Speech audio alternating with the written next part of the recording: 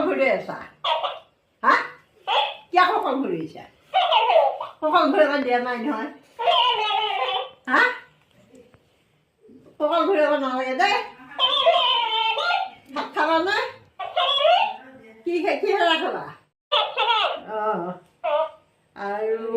মাছ খাবা মাংস খাবা নাৰিকল খাবা পিঠা খাবা আৰু কি খাবা